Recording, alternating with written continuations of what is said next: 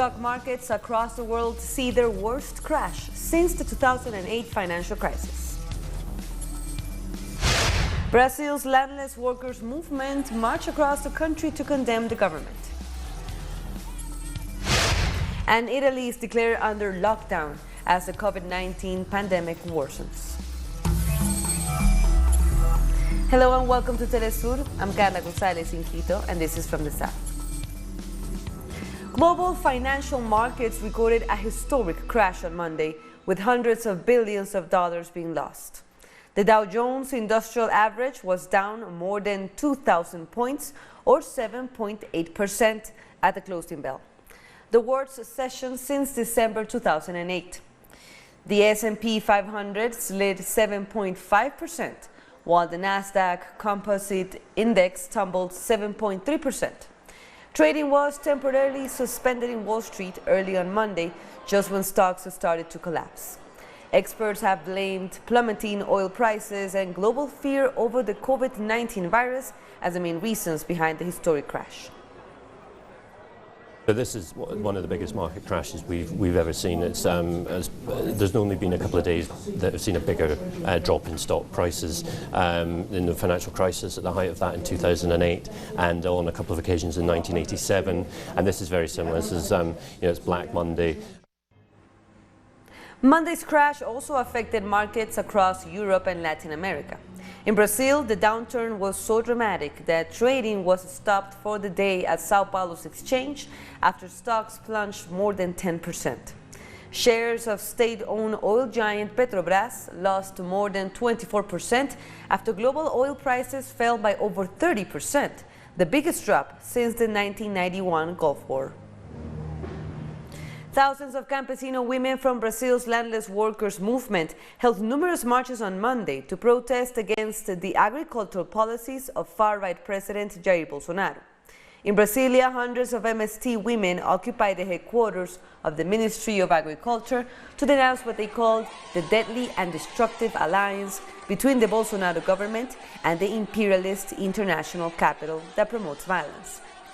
Thousands also marched in other cities, shutting down the Ministry of the Economy in Sao Paulo and also occupying the National Institute for Colonization and Agrarian Reform headquarters in the state of Alagoas. Venezuela's foreign minister held a meeting with foreign diplomats on Monday in which he condemned recent threats made by the U.S. government and subservient regional leaders. Over the last few weeks, since February until yesterday, there have been increased imperialist threats against Venezuela. And we will go over this because the mainstream media is also doing its job by minimizing what are dangerous threats. There's been renewed talks of a naval blockade against Venezuela. Everyone knows that a naval blockade is deemed by the United Nations as a clear use of force, an act of war.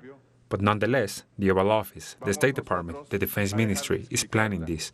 They do so with their visits to foreign governments and by receiving regional leaders in Washington. This is all part of the renewed use of the Monroe Doctrine. The Escudo Bolivariano 2020 military exercises started early on Monday across Venezuela. The armed forces were deployed in 5 states, hoping to test their response capacity in the face of foreign attacks. Military leaders and troops were ready to receive the order to begin. Let's start this exercise to give peace to our country. Go forth.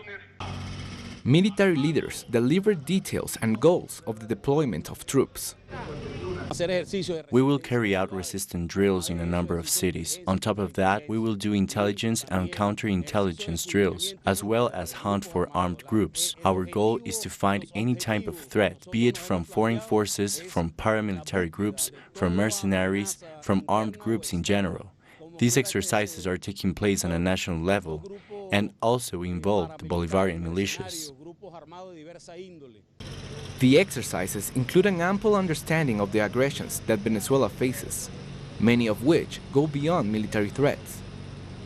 We will continue searching for a peaceful resolution so that our government and our institutions continue working, so that people can continue to resist these attacks, the crimes against humanity promoted by the United States government, via their sanctions. These sanctions that take food away from our people, that take away the right to medicine and to development. The drills will be conducted in 5 states, including in the capital city of Caracas.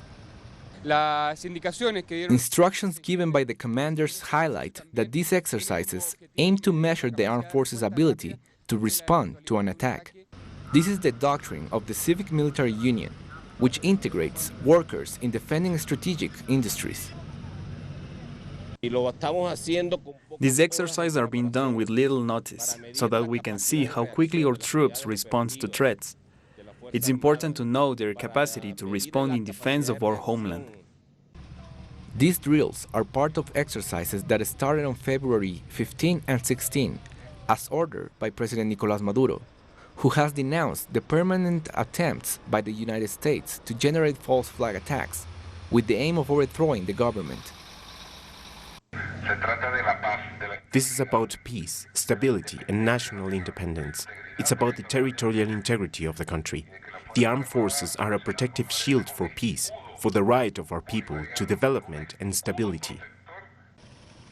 As such, the armed forces have often shown signs of unity and respect to the Constitution by recognizing the legitimacy of President Maduro. A fire which broke out on Saturday at the main warehouse which houses voting machines of Venezuela's National Electoral Council is being called an act of sabotage. On Sunday, President of the National Electoral Council, Tibisay Lucena, said that authorities have launched an investigation into the incident, which required the work of over 500 responders to contain. Despite the damage, the electoral authority says they'll guarantee this year's scheduled parliamentary elections. Se quemaron 582 computers belonging to the civil registry, 49,408 voting machines, 400 electric ballots, 22,434 current inventors, 127,000 ballots that were ready to be taken apart, and 49,323 integrated authentication systems were all burned in that fire. 27.000, queremos decir lo siguiente. We want to stress that if there are any groups thinking that this will end the constitutionally established electoral process, then they are very wrong. They do not know the dedication and determination of the men and women of electoral power. We will rebuild and we will guarantee the electoral process that the people of Venezuela are accustomed to, as fast, as transparent, and reliable electoral system as always. Coming up, 2 presidential candidates hold swearing-in ceremonies in Afghanistan. More details after the break.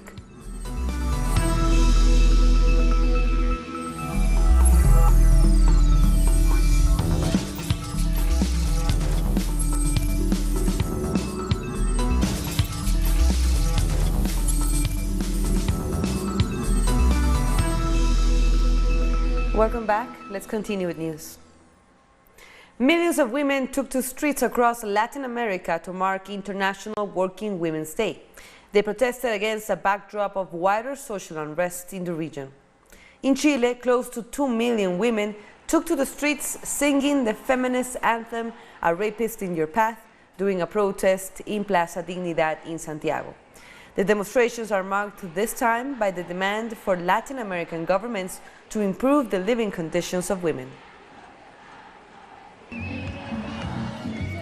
The streets of Venezuela's capital, Caracas, were also filled with women celebrating the advances made by the government since the start of the Bolivarian Revolution towards a more just society. They also rejected foreign intervention and attempts of generating violence in the country.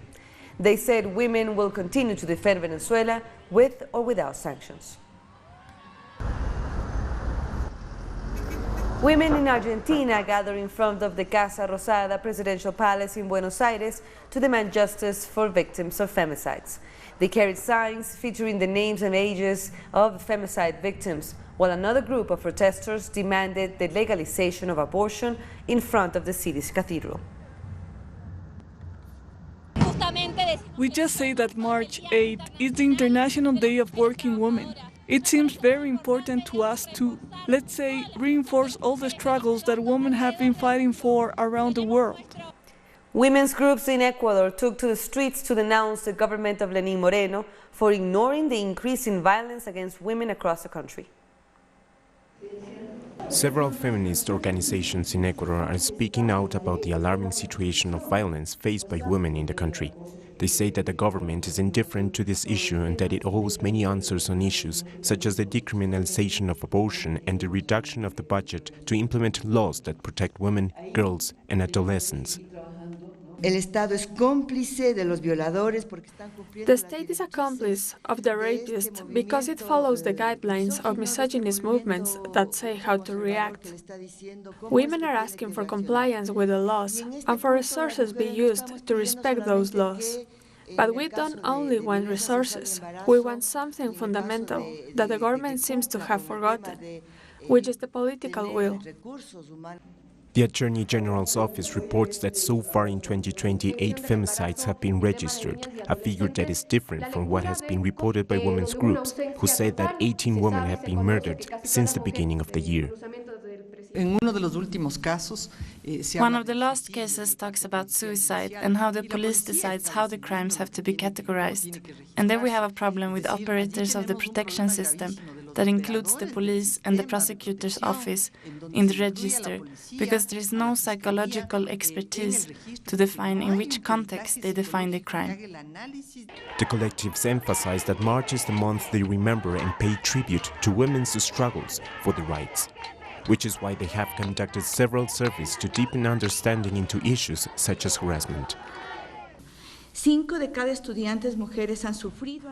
out of 10 female students have experienced sexual harassment.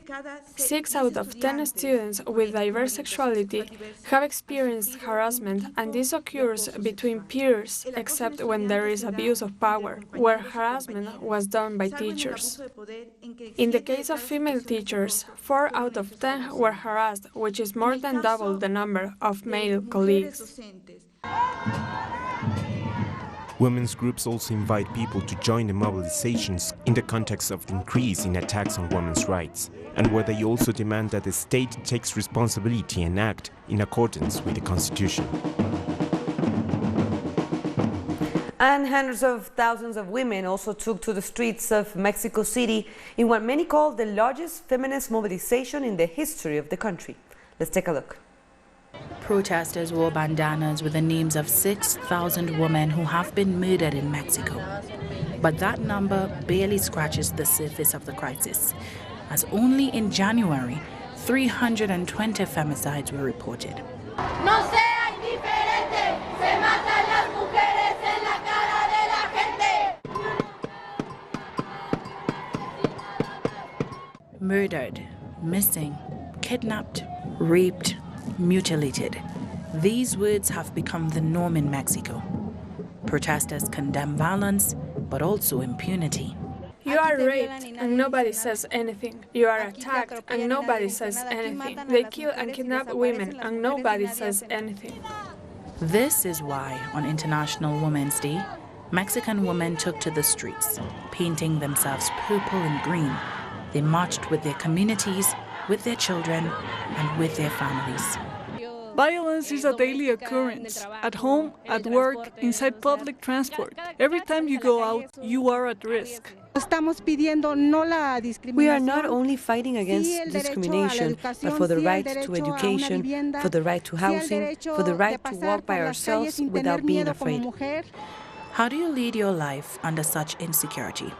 Women feel vulnerable, defenseless, angry, and while Sunday's protests were largely peaceful, there were some confrontations. It doesn't matter if they are radical, whether we agree with vandalism or not. What matters is that we are hurt. If one of them paints anything, we will deny their fault. We will say it was all of us, even if we disagree. Hundreds of thousands of women marched in what many say was the largest feminist march in Mexico's history, a protest that becomes history. With a march on Sunday and a strike on Monday, the road ahead is long for women who are fighting against rampant femicides across Mexico. Paula Monaco Felipe Telesur, Ciudad de México. Now let's turn to other news. Burkina Faso's President Roch Kabore has declared 2 days of mourning after 43 people were killed in an attack on 2 Fulani villages. No group has yet claimed responsibility for the attack. The country is located in the center of the Sahel region, where a militant insurgency has spread from Mali and killed thousands of people over the past years. Sudan's Prime Minister Abdallah Hamdok has survived a blast which targeted his motorcade in the capital Khartoum on Monday morning. A senior government official confirmed that explosives hit the Prime Minister's vehicle as he was traveling to his office, but that he escaped unhurt and has been moved to a safe location. No one has claimed responsibility for the attack. Images on state television showed 2 damaged white SUV vehicles parked on a street a few minutes after the attack. Hamdok was appointed Prime Minister last August after months of protest forced the military to remove the former President Omar al-Bashir. The convoy of Sudan's Prime Minister Abdallah Hamdok faced a terrorist attack this morning while heading from his home to his office. The convoy was hit by an explosion and gunshots at the entrance of Cover Bridge. Neither the Prime Minister nor his team were harmed during the attack. Afghanistan's post-election crisis keeps on getting worse as the country's 2 rival leaders swore themselves in as president at simultaneous ceremonies on Monday. Incumbent President Ashraf Ghani held his swearing-in ceremony at the presidential palace in the capital, Kabul. Minutes later, the runner-up in last year's disputed presidential elections, Abdullah, held a parallel swearing ceremony. Abdullah rejected the presidential election results announced last month, saying Ghani's win was invalid because of widespread fraud. We'll take a short break. When we come back, workers in China go back to work as the cases of coronavirus continue to drop. Stay with us.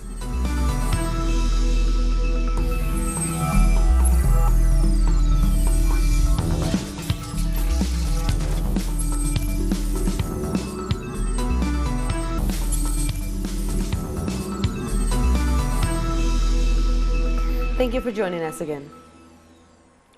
The Italian Prime Minister has announced that strict quarantine measures to prevent the spread of the COVID-19 virus, including a ban on public gatherings and restricting people's movement, have been extended to the entire country. The decision comes just as the death toll from the novel coronavirus jumped by over 100 over the last day to 463. PM Giuseppe Conte also said that the best thing for citizens is to stay at home and that they should only move for work or in emergencies. Italy is now the 2nd country most affected by the pandemic behind China, with COVID-19 cases approaching 10,000. This period is a bit dangerous in Italy, and we want to go back to China because the situation is now under control there. And for us, China is better. China is safer for us. The Chinese government has condemned the U.S. Secretary of State Mike Pompeo for branding the coronavirus as the Wuhan virus. A statement by the Foreign Ministry said Pompeo's behavior is despicable. The World Health Organization has officially named the new coronavirus. Some American politicians do not respect science and the decisions of the World Health Organization and cannot help stigmatizing China and Wuhan with the new coronavirus. We condemn this despicable practice.